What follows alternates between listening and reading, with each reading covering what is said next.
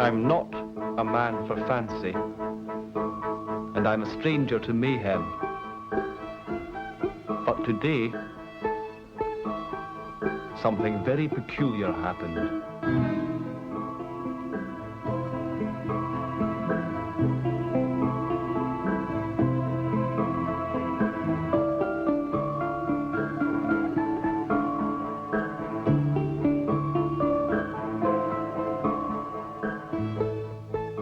Oh, it was a beautiful, crisp day outside, which is remarkable, for I live in a repellent part of town. I was glad. On arrival at work, I was greeted by a sour look from our head of department. His wife's totally bald, and he keeps her in a nest under the floorboards. He followed me round, tutting and scowling like a prune in a collar. A collared prune. "You're late," he said, which I couldn't deny. "And look at your desk, it's revolting. For such a thin man, you're all over the place." We looked at the desk in unison. It's a simple affair. Learn to love your desk? I can't learn to love this desk. Being the quill sharpener, I sharpened all the quills until they were all pointy, and then I buggered off. It was pissing dogs outside, pitch black. I passed 3 peasant ladies lying on the path, literally. Their bare legs were in evidence. I'd never seen such girls. Just then, a carriage drew up. It was our director's. Yes! Beautiful sunsplash base with heliotrope fittings. I saw through the window that it was the director's daughter. She alighted from the carriage, so noble, all dressed in green like a swan. Oh, her legs are beautiful instruments. I had a splendid view from the puddle. I noticed a little dog was dawdling with no aim. I've seen that dog before. It's called Medji. Medji, what an aristocratic name. Unlike Midgie, which is a small, buzzing thing. I sat there for some time, and then I heard a faint voice. "Hello, Medji!" That's what it said.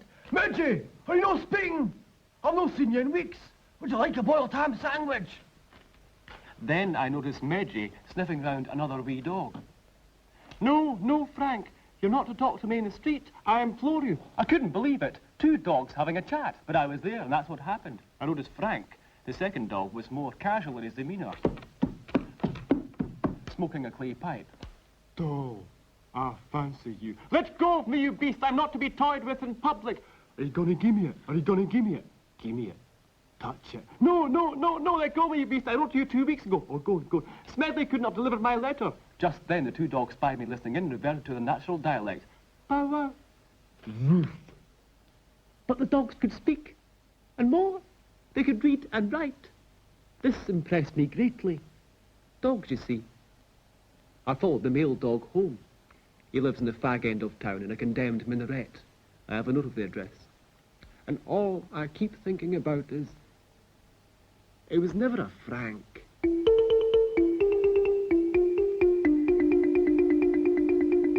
By God, it's Wednesday! Our director must be a very clever man, for his study is littered with books.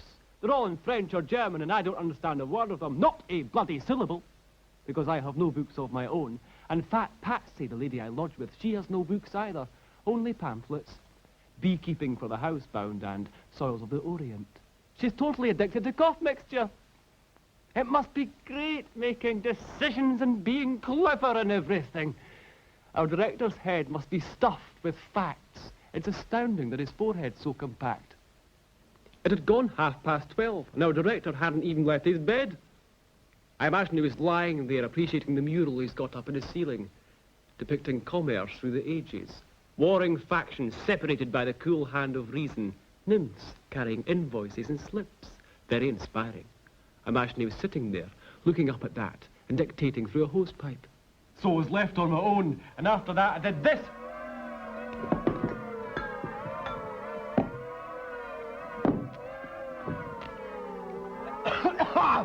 And after that, there'd be a walnut on my hand that looked like the moon. Not my hand, because my hand looks like a hand. No, the walnut looked like the moon. It did.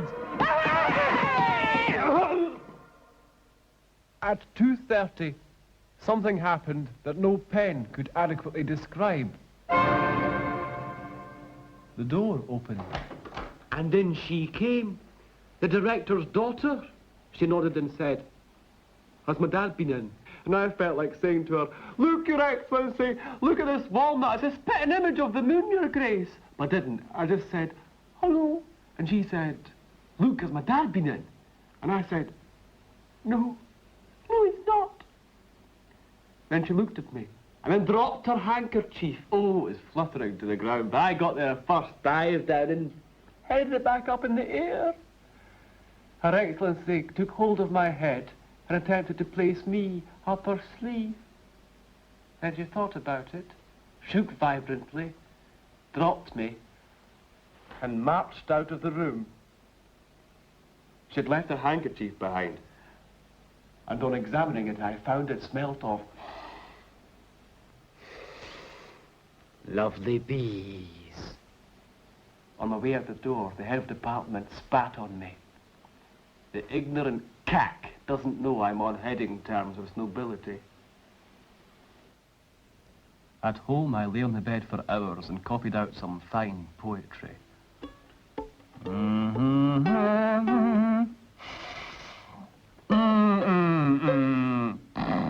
Oh, how wretched my life's become without you to smile and shake. Oh, lovely dear, oh, lovely doll, the sand is blue today. Probably by Pushkin. After that, I took a cab and stood outside her house for hours. It began to rain. Oh, it was great.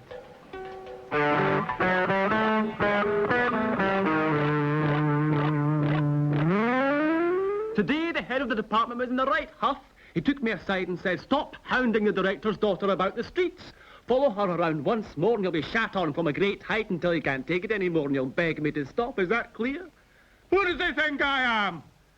To hell with it, his own head reminds me of one of those bottles you get in chemist shop windows. And that hair he puts in curlers, the bottled poof. Have you seen his hands? Paraplegic octopi. How he negotiates front doorways. Hence the scowl. I am a gentleman. Just because he's a court councillor, he thinks he's the bee's knees. He thinks he's it. He's not it. He's not it.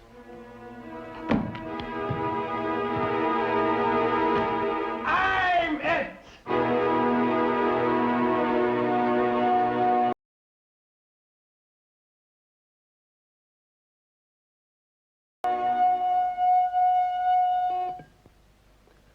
At 8 o'clock in the morning, I set off for the office. The head of our department pretended he hadn't seen me come in. So I played the same game. It was as if we were complete strangers. Then, after a bit, I pretended I was really fat and couldn't get up out of my chair. That showed him.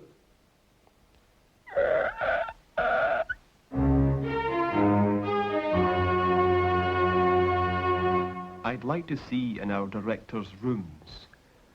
What luxury, with all the jars and mirrors and basins. They've probably got a dolphin in the bath, so that when someone goes to the toilet, they've got a dolphin to clap. That's what kind of people they are. I'd like to see in Her Excellency's boudoir. Oh.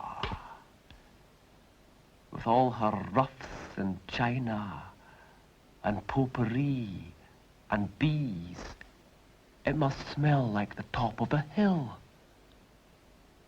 I remembered the conversation I heard between the two dogs today. This is the way forward.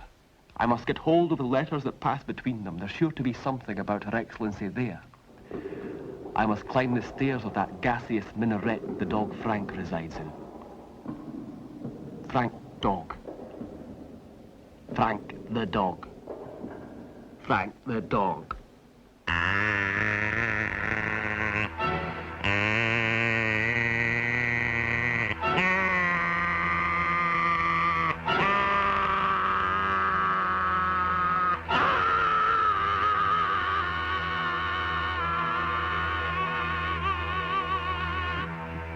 The handwriting's a bloody disgrace. Please excuse the handwriting, Frank, but like you, I am a dog and find difficulty holding a quill. I like mutton. Isn't mutton good? Much better than fruit which doesn't contain any bones. The whole thing's pish. A litany of uninteresting dog cack. Tell us about your mistress, you squat bitch! My mistress, whom Papa calls Lala, is passionately fond of me. Lala. Lala. Oh, Lala. How fancy.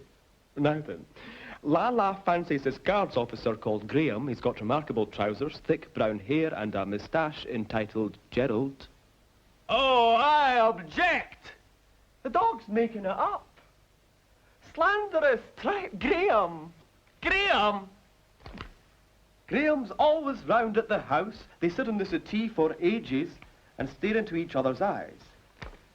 Neither politeness nor protocol permit me to say so, but if you ask me, they're both gagging for it. Gagging for it. Abuse! You foul, knee-level bastard dog! I really do mean what I say. Miss Lala is totally enamoured towards the young guards officer. She thinks he's it. Au contraire, he's not it. He's nothing of the kind. Graham, I'm it. I'm it, and she's it. We're it. He's nothing of the kind.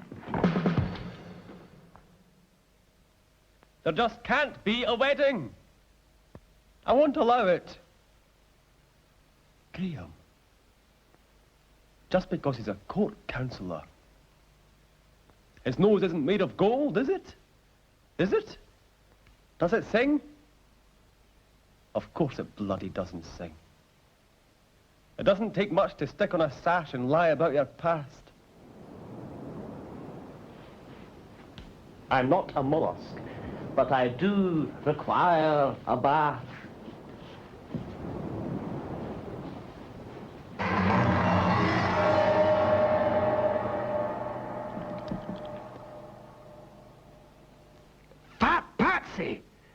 She will not stop pupating. The director's not been in all week, so it's left for me to lie here and steer the municipal boat all on my own. Apparently it's the same in Spain. The throne's been left vacant and they can't decide on an heir. They're saying some donna may succeed. A woman? A woman? That's just like our director. He relies on women as well. His housemaid's a woman, his wife's a woman, his daughter's a woman, and his dog's a woman. He's completely enmeshed. Unlike me, I have no woman in my life, except Fat Patsy. And she's a man. Didn't go in today, not with the Spanish question so prominent in my mind. Kingless. Must be a terrible job picking a successor. Tons of forms. I wonder who gets the winning slip. Fat Patsy said she wants to become a dwarf. And I said, don't you mean a nun? And she said, no, I want to become a dwarf and choose all my own outfits. And I said, because I wasn't really interested. Well, you can't become a dwarf because you're massive! Today is a day of triumph. There is a king of Spain. He's been found at last. That king is me. Oh, yes. Me, my friends. They finally realized that I'm it. I only found out this morning when a slip came through the door.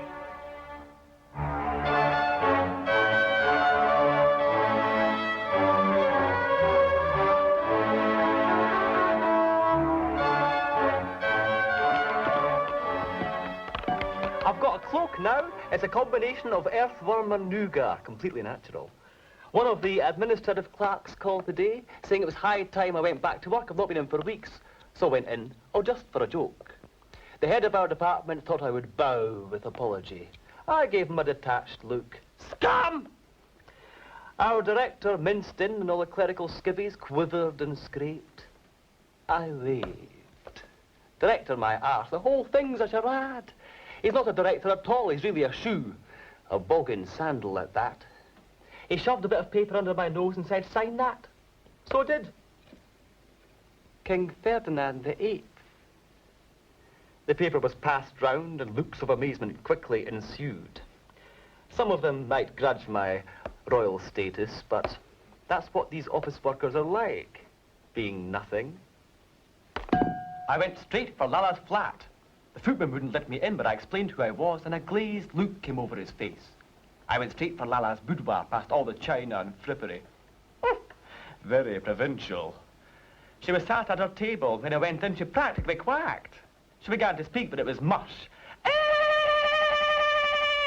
I laughed heartily and cavorted around the room, threading her lupins to a pulp. Laugh in the face of flowers, my dear, we'll manufacture our own. Then I picked up her dog. Ah, Medji, you played your part. You were clever, perhaps too clever, but not clever enough. You flew too close to the sun, Medji, and with that I threw it out the window. Lala wailed, you mustn't be frightened of progress, my dear. By the time we're wed, we'll have dogs coming out of our ears. Here I paused to digest the image. Dogs by the bucket load, roaming the hinterland. Dog musicals, dog soup. Then I left. Things to do, people to see.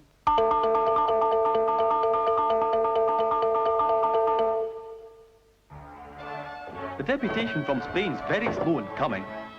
I went to the post office to see if they'd posted it to me, but the postmaster said, no, we don't sell envelopes large enough to contain people, and would you please remove your foot from my counter? I imagine it's the boats. They're Neanderthal beasts, those boats.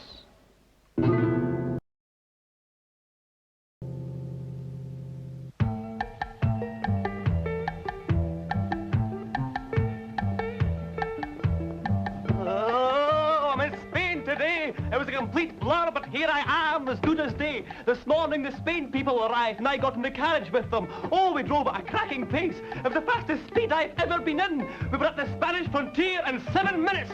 But then the air's shrinking due to the lack of the world's foam. It's a real boon. A strange country, Spain. It's not land at all, it's rooms. The first room I entered was littered with bald people. Soldiers. They're forever shaving their heads and letting guns off. One of the government chancellors treated me in a very strange fashion. He took me by the arm, shoved me in a back room and said, look, sit there. Call yourself King Ferdinand once again and I'll boot the fuck out of you. All right? Clearly some initiation ceremony.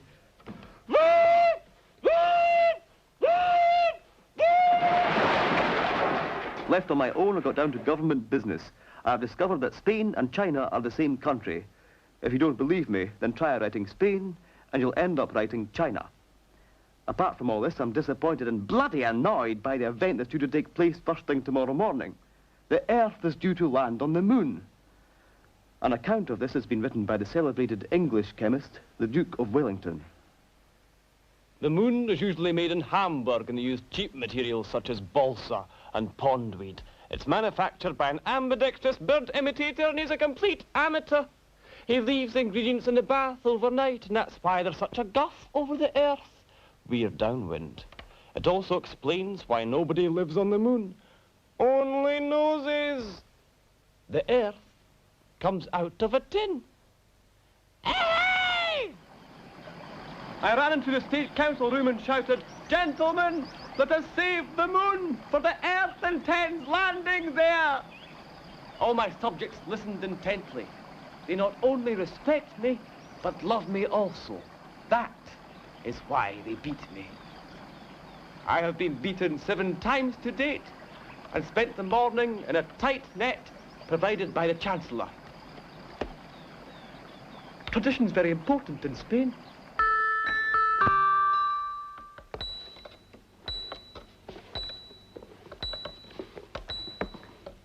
I don't understand these native customs. I don't see what's to be gained at all.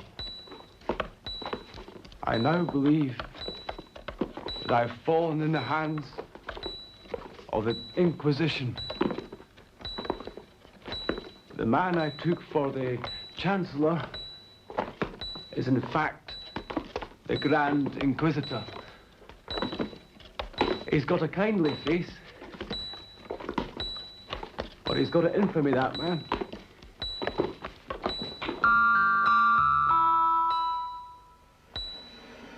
This morning, when I heard the Inquisitor's footsteps, I hid under the table and shouted, "Look you! I'm the king! And it's high time you treated me as such a bastard!" Then he set his dogs on me. They quickly surrounded the table and drew out their big sticks. I noticed that each dog had its own tiny wee miniature Spain under each flank. It's very small, but densely populated. I think my back might be raw.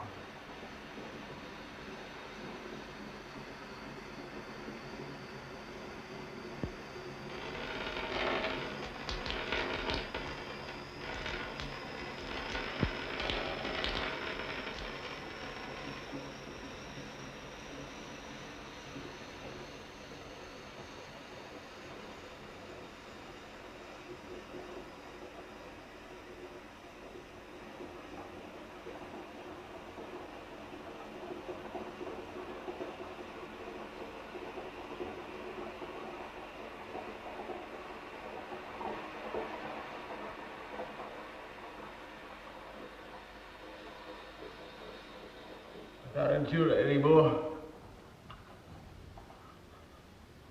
I don't know what they want from me.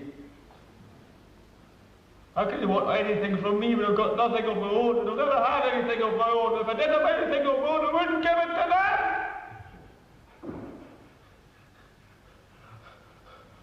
I want to go for a walk. I want to go for a walk. See nice little places.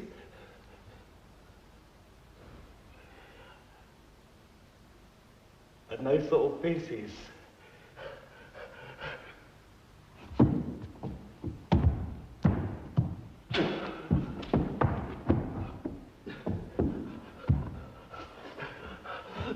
Because I am not a monkseed.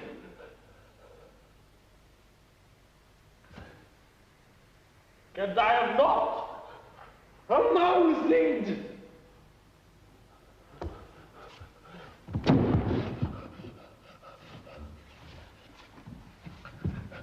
I'll tell you this though. I'll tell you this though. I'm no a monkseed. Give me a horse as swift as a whirlwind. Fly away, Dobbin. Further over there, where the sky whirls round, a star shines in the distance. The forest whooshes past with its dark trees and the moon shining. A deep blue haze is spreading like a carpet. I can see peasant houses. Is that my house over there? Is it? Is that my mum at the window? Oh, Mum. Save your poor son. Oh, heavens. See how they're torturing him.